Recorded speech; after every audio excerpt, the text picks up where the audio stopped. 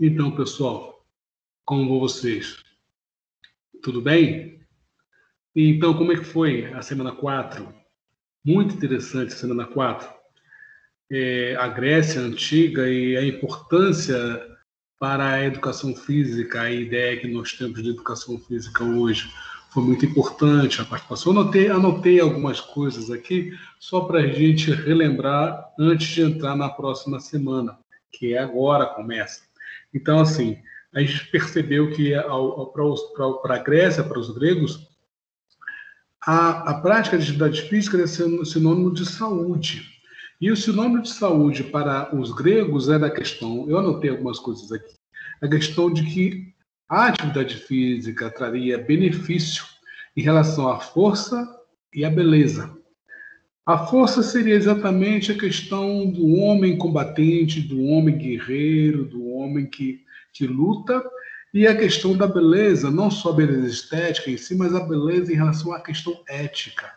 Um homem que sabe se comportar, um homem educado, porque, segundo até a filosofia grega, né, e de Platão, cultou isso, um homem educado é um homem forte, é um homem bom. Se ele é forte e um homem bom, é educado, ele é belo. Ou seja, o belo é bom e o bom é belo. Entendendo que o belo é o padrão estético e o bom é a questão ética, da questão da moralidade. Isso foi muito cultivado, que esse era o ideal grego. Mas e aí, o que tem isso a ver com o nosso curso?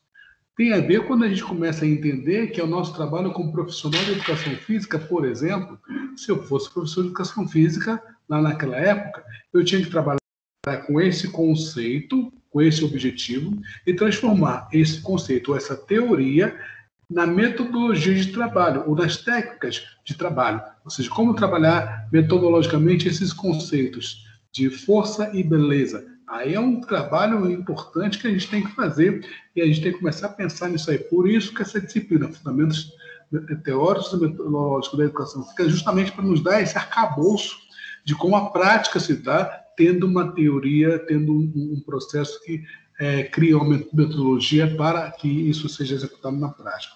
Então, aí voltando à questão que nós estamos falando, o método de ensino do ideal grego, então, era técnicas para desenvolver a força, para competições, para festivais, também no sentido de possíveis guerras, e também os princípios educacionais, que era a formação do cidadão grego, né? Então, do cidadão grego. E isso deu origem a uma prática pedagógica, e essa prática pedagógica acontecia nas aulas de ginástica, né, que inclusive na escola de ginástica, e os professores de educação física daquela época chamavam-se pedótribas, né, não tem o pedagogo, o condutor de criança. O que trabalhava com crianças na educação física era o pedótriba, como vocês perceberam. Então, vocês naquela época, se fosse naquela época, vocês seriam os pedótribas, professores de educação física gregos. E aí, como é que vocês trabalhariam? Entrega para você, olha, esse é o nosso objetivo, essas são as nossas teorias, transforma isso em metodologia de trabalho, cria uma método de trabalho para desenvolver os conceitos para que cheguem aos objetivos finais, né, a formação do povo grego. Então, mais um exercício para vocês aí entenderem o porquê da nossa disciplina. Outra coisa importante também que foi cultivado na Grécia é o olimpismo, né? Então, o olimpismo não é só porque era na cidade de Olímpia, né? Mas o olimpismo é uma educação olímpica, né? Uma formação olímpica, ou seja, um programa e um método de formação integral do cidadão.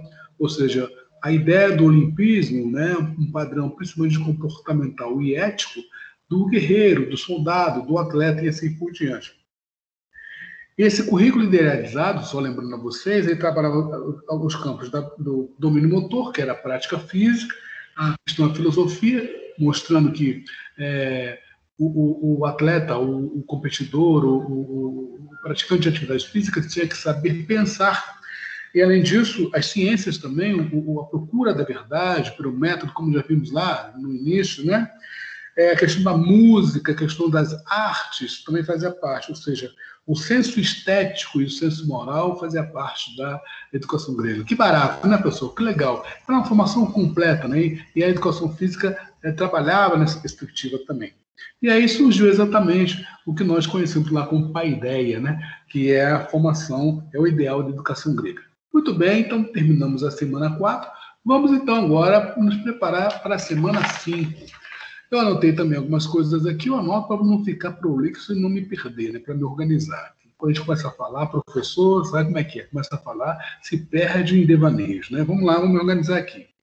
Bom, primeiro, chega então ao momento da antiguidade moderna e contemporânea, né? Já vem a fase do iluminismo, o renascimento do iluminismo, as ideias positivistas e tudo mais, a industrialização, todo aquele processo que ocorria na Europa. Então, esse foi o momento da fundamentação dos conceitos e teorias e sistematização através de metodologias e práticas da educação física nesse momento, ou seja, algo contínuo desde a antiguidade clássica. Nesse momento, a gente sabe que nós passamos por 500 anos de escuridão, que foi a Idade Média, né? o feudalismo e o absolutismo da igreja, da nobreza e tudo mais. E aí, então, o homem retorna ao poder. Então, como ele retorna ao poder, essa educação volta para essa nova elite, né? Para essa nova burguesia. Né? E é uma educação física cortesã, né, para que nós vamos ver o que é essa educação física cortesã, vocês vão ver lá. E os exercícios físicos, né, demonstram nesse momento vários estudiosos começam a estudar os exercícios físicos, a sua prática, por trás de suas teorias. Pessoal, é interessante. Toda prática tem por trás uma teoria. E toda teoria acaba redundando numa prática, né? Ou seja, qual o conteúdo que eu vou trabalhar? O que é o conteúdo que eu tenho que trabalhar e como trabalhar esse conteúdo na sua prática, né?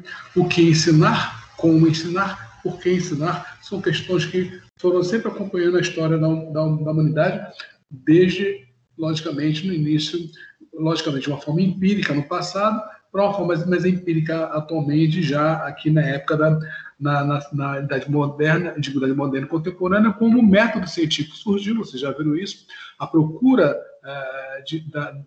a ciência por trás das questões e não mais o achismo, né? Ou seja, a procura da verdade tem que ter um método científico para procurar a verdade, isso vocês já viram também.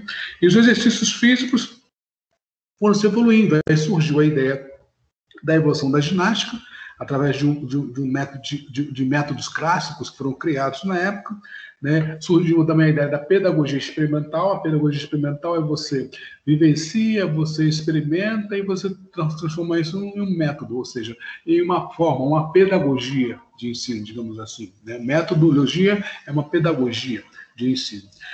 Renascem os Jogos Olímpicos, ficaram apagados na época do feudalismo, né? Ficou na época desse momento, né? Em que a igreja tomou conta, né? Essa época foi uma época muito difícil, vocês já estudaram. Então, a Idade Média, que se reporta esse momento, né? Acabou, né? Ou seja, não é que acabou, recrudesceu a ideia do olimpismo, e agora, na contemporaneidade, renasce os Jogos Olímpicos, né? Aí surge a ideia do ideal olímpico. E o que é esse ideal olímpico que se fala tanto, né? Qual é o ideal olímpico? Que, na realidade, são os jogos, os esportes na formação integral do homem, né? Que são as exigências do mundo contemporâneo, um homem civilizado, né? Um homem global, um homem começa a entender, entender que as outras nações precisam ser respeitadas. Tem a questão da formação política também, nesse sentido. O ideal olímpico, a valorização do homem como um ser coletivo, mas através também da sua individualidade. E aí começa a ter a ideia do esporte como valor educativo, ou seja, já tinha isso, lógico, só que ele começa a entrar realmente nos currículos das escolas e das universidades. E aí, nesse momento, como nós tínhamos, é interessante se notar que cada época não é neutra. Nós falamos isso, né? O esporte não é neutro, a educação não é neutra. Tudo é de acordo com o contexto social e político e econômico da época. Então, como essas coisas aconteciam, acabavam implicando no formato da educação e da educação física da época.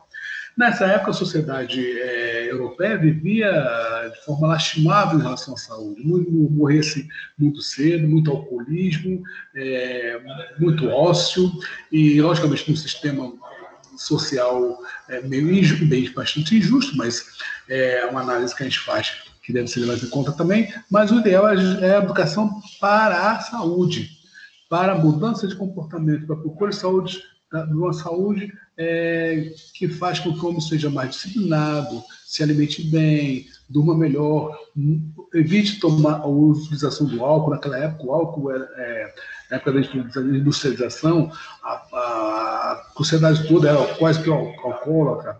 Então, são coisas importantes. Então, como você, como professor de educação física, aí nos reportamos a ideia que a gente sempre coloca nesse nosso curso aqui, como você, como professor de educação física, iria dar aulas nesse contexto? Qual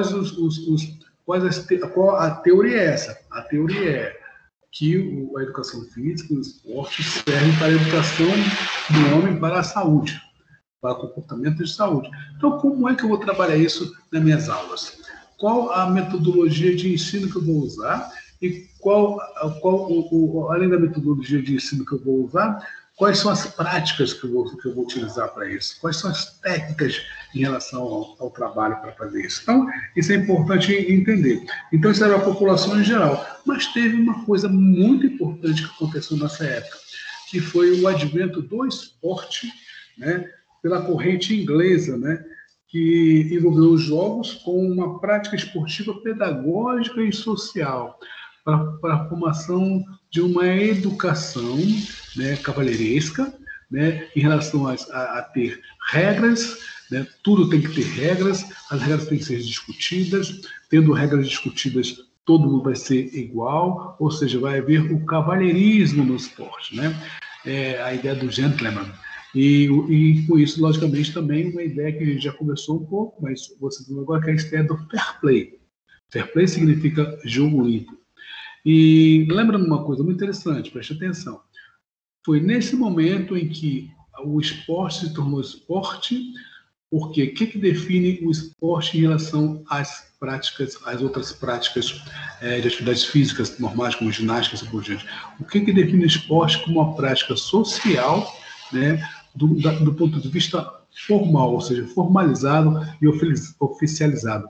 O que faz com que o esporte seja esporte, porque ele é uma prática formalizada, oficializada, como se sentasse todo mundo num congresso e discutisse: esse esporte vai ser assim, praticado desse jeito, tal. E no final, na semana que vem, eu volto a essa questão para vocês, sobre a questão do esporte formalizado, oficializado, e por que, como aconteceu isso. E um dos fatores importantes, ok? Então, boa semana, boas atividades, assistam os vídeos, façam os fóruns e os questionários. Um abraço para vocês e até a próxima semana. Bom estudo na semana 5. Abraços.